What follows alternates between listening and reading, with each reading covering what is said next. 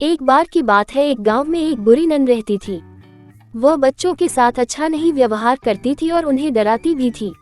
उसकी बुराई के कारण लोग उसे भयानक नन कहकर डरते थे। एक रोज वह एक छोटे बच्चे को गुमराह करके जंगल में ले गई। बच्चे को बचाने के लिए गांव वालों ने जंगल में जाकर उसे मार डाला, लेकिन उसकी आत्मा अब भी उस गांव में घूमती है, डराती है और बच्चों को चुनौती देती है। गांव के लोगों ने भयानक नन के विरुद्ध मिलकर एक योजना बनाई।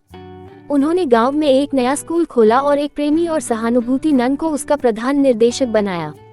ये स्कूल एक स्थान बन गया जहां बच्चे सीखने के साथ साथ नैतिकता और सहानुभूति के मूल्यों को भी सीखते थे। जब भयानक नन की आत्मा इस स्कूल में पहुंची तो वह धीरे धीरे प्रेमी और सहानुभूति के गुणों में लिप्त हो गई। उसने अपनी गलतियों का एहसास किया और उसने बच्चों के साथ अच्छा व्यवहार करना शुरू किया। धीरे धीरे उसकी भयानकता कम हो गई और उसका दिल भी कदमा गुदगुदाने लगा। बच्चे और गांव वाले उसे अब प्रेमी नन कहते थे। इस कहानी से हमें ये सीखने को मिलता है कि हर व्यक्ति में कुछ अच्छाई होती है और जब हम उसमें ध्यान देते हैं तो हम अच्छाई को बढ़ावा दे सकते हैं। एक बार की बात है, एक गांव में एक बुरी नन रहती थी। वह बच्चों के साथ अच्छा नहीं व्यवहार करती थी और उन्हें डराती भी थी। उसकी बुराई के कारण लोग उसे भयानक नन कहकर डरते थे। एक रोज वह एक छोटे बच्चे को गुमराह करके जंगल में ले गई। बच्चे को बचाने के लिए गांव वालों ने जंगल में जाकर उसे मार डाला, लेकिन उसकी आत्मा अब भी उस गांव में घूमती है, डराती है और बच्चों को चुनौती देती है।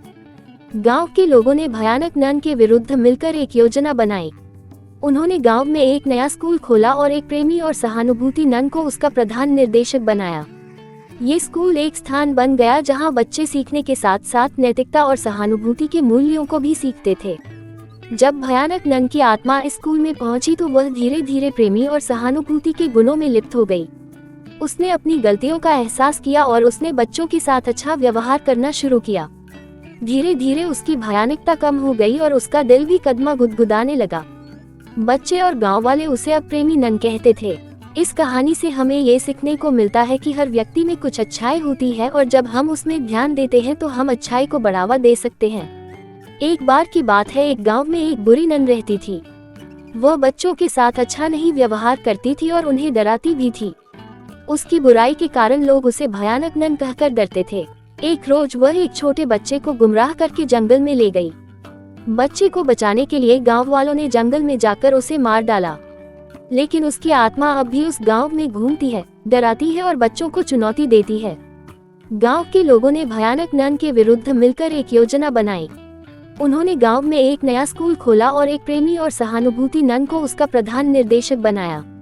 ये स्कूल एक स्थान बन गया जहां बच्चे सीखने के साथ साथ नैतिकता और सहानुभूति के मूल्यों को भी सीखते थे। जब भयानक नन की आत्मा इस स्कूल में पहुंची तो वह धीरे धीरे प्रेमी और सहानुभूति के गुणों में लिप्त हो गई। उसने अपनी गलतियों का एहसास किया और उसने बच्चों के साथ अच्छा व्यवहार करना शुरू किया। धीरे धीरे उसकी भयानकता कम हो गई और उसका दिल भी कदमा गुदगुदाने लगा।